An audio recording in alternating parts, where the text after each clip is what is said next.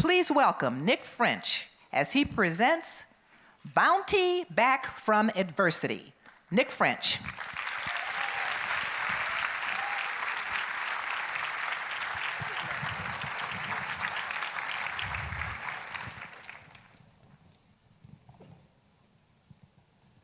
Ladies and gentlemen, Selamat Tangga Hari. Good afternoon. It's been said that two things in life are certain: taxes and death.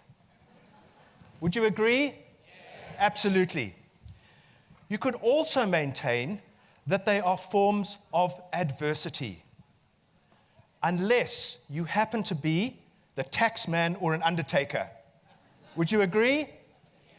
Thank you. But what about all those other forms of adversity that we're not sure about? We don't know when we're going to encounter them, how large they're going to be, how much they're going to impact us. It could be as serious as losing a friend or a family member, or it could be simply losing your hair. So how can we learn to cope with adversity in whatever form it presents itself? What tools are there? Can we go to school to learn how to deal with it so that we can acquire the resilience to bounce back, to survive adversity, perhaps even thrive and be stronger than ever before? They don't teach us that at school or university, or certainly in my days they didn't. So where can we go? Well, at the West Point Military Academy in New York State, military recruits are taught how to face the adversity of military conflict through VUCA. What is VUCA? VUCA stands for volatility, uncertainty, complexity, and ambiguity. It's nothing more than facing the unknown. Isn't that what adversity is? Facing the unknown? So where can we go to learn how to deal with adversity? Is there a school? No. But there is a school. But it's not the school that you and I are familiar with. It doesn't have a school building or exams or teachers. It's a school that every one of us is in at the moment. Everybody in this room is attending this school. Would you like to know what it is? Would you like to know what it is? Yes. Of course you would. That's it. It's the Tough Times College. This is the school we attend to learn how to deal with hard knocks in life. I call it a virtual school of learning. Not because it's an online school, because you access it on the internet. It's because you are in it virtually all of the time, whether you like it or not. When we attend school, we go for a defined learning experience. At the Tough Times College, the unknown learning experience comes to you. And how well you perform in that college depends on you. Now, like every school, the Tough Times College has a crest. You know what a crest is? It's that badge on your blazer that usually has an image and a school motto. Sometimes it's in English, sometimes it's in Latin, which means nothing to most people. In my case, from my school in Harare, Zimbabwe, this was our school motto on our crest. We are men of men. It's a good, positive word, which every school motto should be. Now, the Tough Times College also has a motto. It's a one-word motto, and it's not in English, it's not in Latin. Guess what it's in? It is in Bahasa Melayu. Isn't that amazing that we're having our convention here in Malaysia and the Tough Times College motto is Boleh. Boleh. For those of you who do not understand Bahasa, Bole is a can-do word. It means can. But it conveys more than just can. It has a positivity about it. I'd like to use it, cherish it, and use it with stamina, fortitude, and commitment whenever your back is against the wall and you have to face adversity. So, ladies and gentlemen, especially those of you that came from abroad, when you return home and your friends say to you, "What did you learn at the Toastmasters convention?" you can say, "I learned how to speak Bahasa." Isn't that fantastic? So here is the school crest of the Tough Times College, Bole. And I'm going to give you the opportunity of practicing this word right now. Bole, I'm going to ask you 3 questions, and you know what the answer is. Thank you. Even if you feel you'd like to say something else. When you answer the question, please put your hands in the air like this and give us the thumbs up sign. Here's the first question. Do you believe it's possible to bounce back from adversity? Bole! Excellent. Now let's make it a bit louder so they can hear us over in the Twin Towers. For the second question, are we able to bounce back from adversity? Bole! Are we going to use the Tough Times College motto whenever we feel challenged by adversity? Bole! Thank you. Give yourselves a round of applause. Thank you.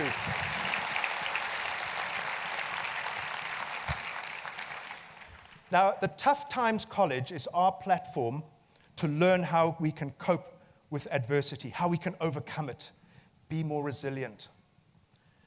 But how do we do that? How do we understand that? If we can understand the problem, isn't that half the challenge in solving it? So if we can tame the nature of the beast, this adverse beast that we're faced with, is that not the way forward? And to do that, we need to understand the forms in which adversity present themselves. So I'm going to share with you some forms of adversity. Firstly, acute adversity. This is normally the effect of a large, uncontrollable force that has a catastrophic long-term effect on our lives.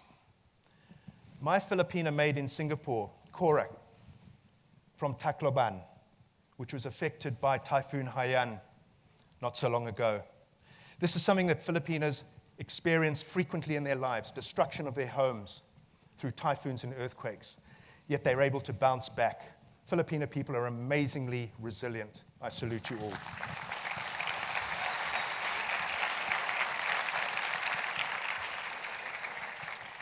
And then closer to home, this is my late father-in-law, John, from Bulawayo, Zimbabwe. He was a successful executive on the National Railways Corporation, retired, a wealthy man with a healthy pension.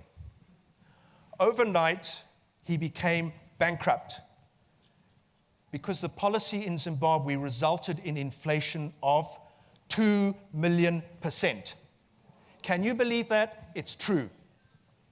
His wealth disappeared overnight.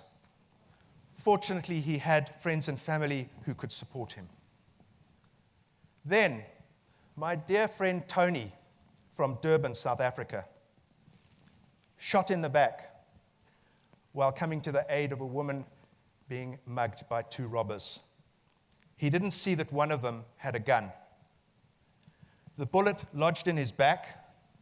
He was left paralyzed from the waist down, and he tells me that it feels like his legs are in a fire continually. But he keeps himself going. He hasn't got a lot of money, but he spends his time renovating old motorcycles. So, ladies and gentlemen, these are forms of acute adversity. Sudden, large, uncontrollable. But there's another form out there. I call it chronic adversity. Chronic adversity is a bit of a lesser effect, but it spreads over a period of time. It's to do with our own mind. It's about taking that step forward and out into the unknown. It might be starting a new job, changing careers, starting your own business, entering a speech contest. The hazard here is not a force of nature. It's not an effect of geopolitics. It's not a man with a gun. The hazard is our own mind. And we're afraid to take that step because of fear. Fear is what holds us back. And we've heard a lot over the last day in all the speech contests about fear. We remain chained to a life of misery because we're afraid to take that step out and forward. I had a friend who worked as a personal assistant to the managing director in Singapore of my company when I was employed. She was fantastic at her job. Her name was Sally. She could do anything, in full, on time. So she got loaded with work, more and more. Her personal life disappeared, and she had no work-life balance. She was miserable. She wanted to get out, but she couldn't take that step out of the company because she had a fear of what lay outside, whether she's going to fail, lose money, and of course, most importantly in Asia, lose face. So here we're talking about being our own worst enemy. So there are techniques that we can use to address acute and chronic adversity. So let's look at these. The first tip at the Tough Times College is what I call resilience rule number 1. Now, when we go to school, the rules tell us if you go to school, attend classes, study hard, behave yourself, you will pass. It doesn't work that way in the Tough Times College. The rules are different, and this is one of them, particularly relevant to dealing with acute adversity. It simply says, reduce the risk. You see, out there, ladies and gentlemen, we are all exposed to hazards in some form or another. Hazards expose us to risk. When we have risk and those hazards come to reality, we have adversity. So if we can remove the risk of the hazard, the adversity can be eliminated or reduced. Resilience rule number 1, reduce the risk. So you're probably sitting there thinking, well, what's Nick talking about? How do we do that? Okay, let me show you.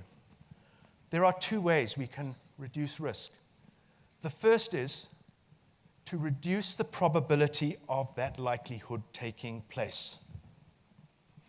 If we can lower the likelihood of some misery coming our way, will that surely not help us? Of course it will. If your house is in an area that's prone to flooding, or like a mudslide like we've just had in Japan, you can reduce the probability by moving to higher ground. There's another way we can lower risk, and that is reduce the impact of that event should it happen despite our best intentions to avoid it. Can we reduce the impact? Of course we can. If you cannot move your house, build a retaining wall around it so that at least the event is reduced, and because the adversity may not be so great, you are going to be in a better position to cope with it. So that's what reducing the risk is all about. I'm sure you're sitting there thinking, yes, but how do we know what's going to affect us? How do I know what I have to plan against? It's simple. Look around you.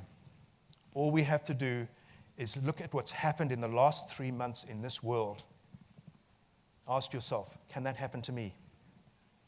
Put that on your risk register and determine what you can do to reduce the probability and the impact.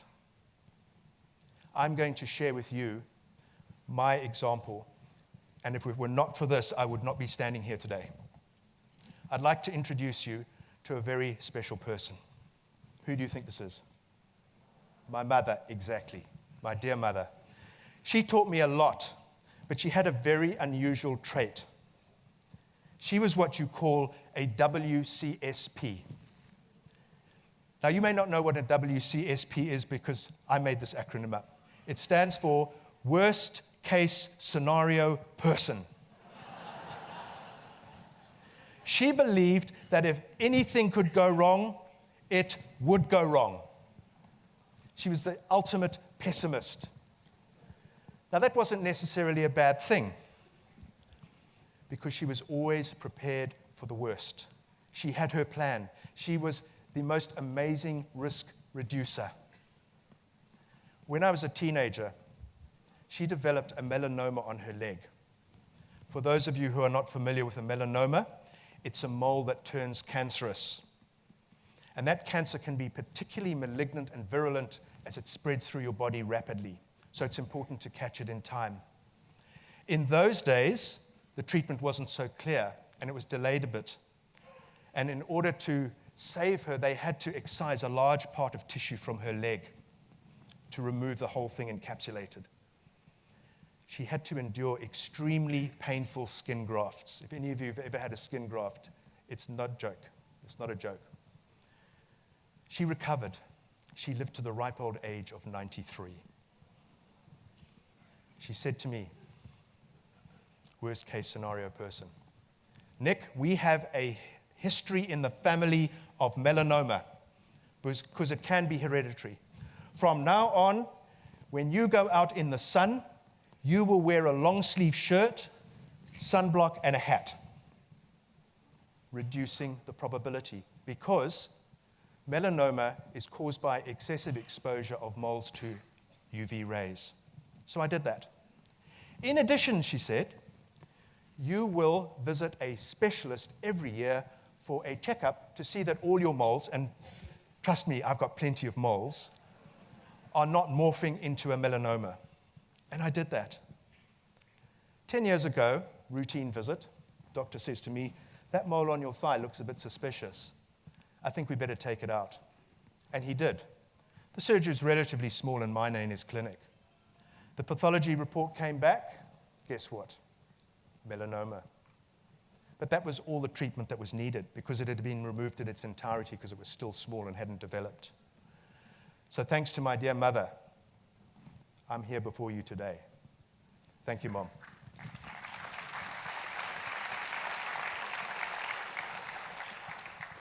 So this is how you can deal with acute adversity. Go out there, look at the events that might impact on you, and say, how can I reduce the probability, and how can I lower the impact?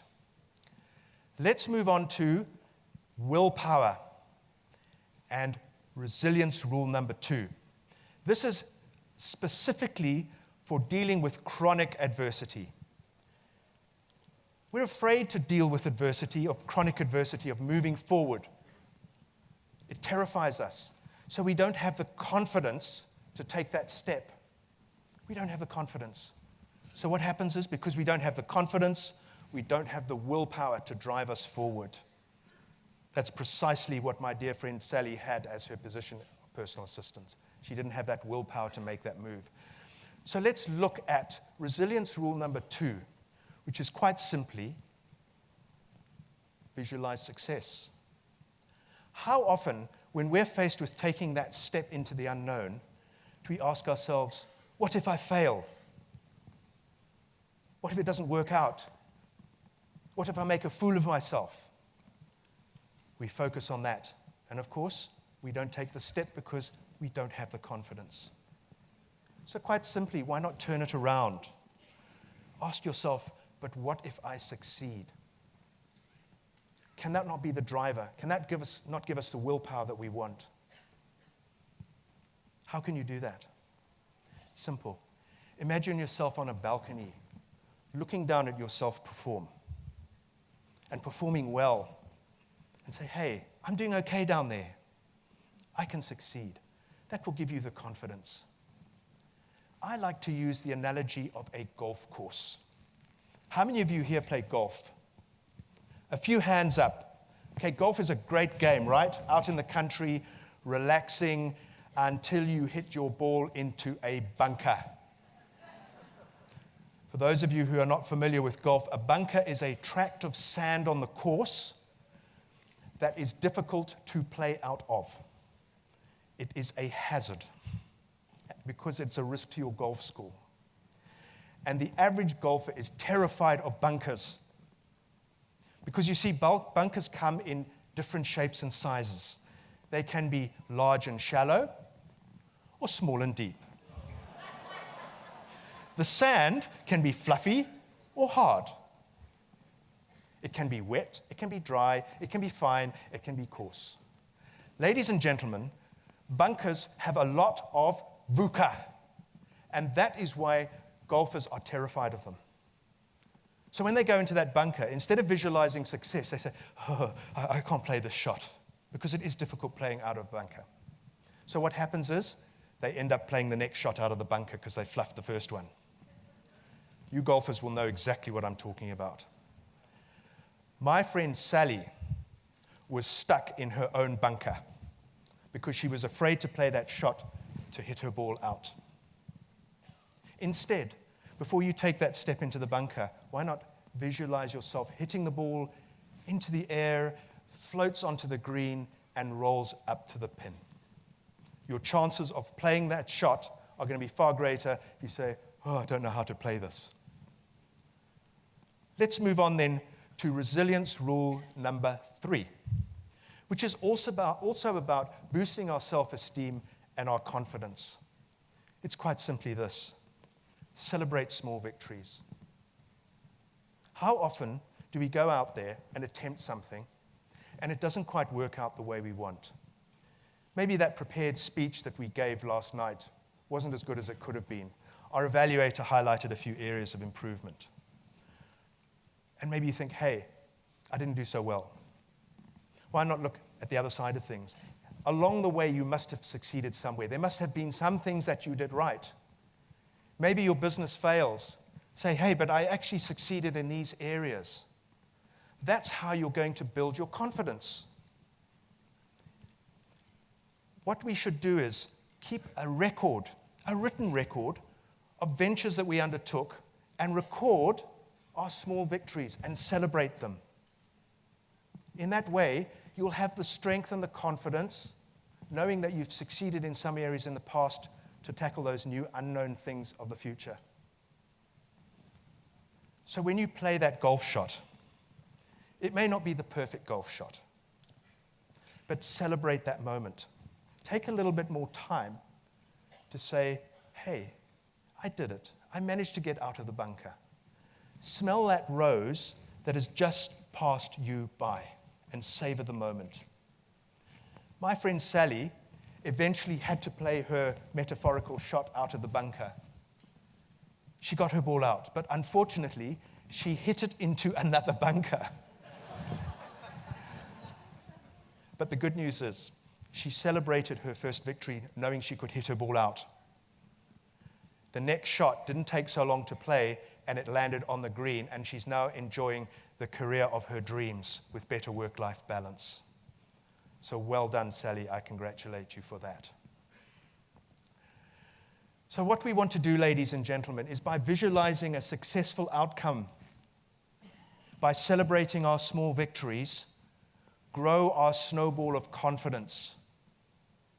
As it gets larger and larger, we're going to be less afraid to face adversity, especially chronic adversity.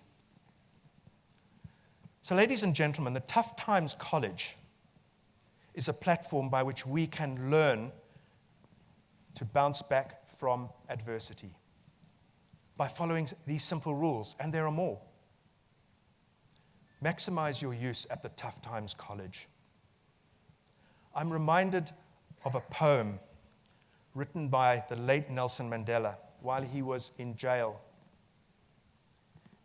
Not enduring, but thriving 27 years behind bars. He said, "It's not how straight the gate, how charged the punishment on the scroll. I am the master of my fate, the captain of my soul." Ladies and gentlemen, if we can be masters of our fate and captains of our soul, surely we can cope with adversity. We can bounce back from adversity. I've got one last question for you. Are you ready to bounce back from adversity? Bole! Thank you, ladies and gentlemen.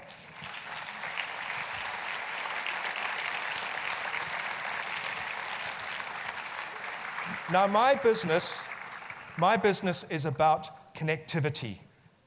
I help people connect with others of the same culture, different cultures, and even with themselves, which I've been sharing with you today.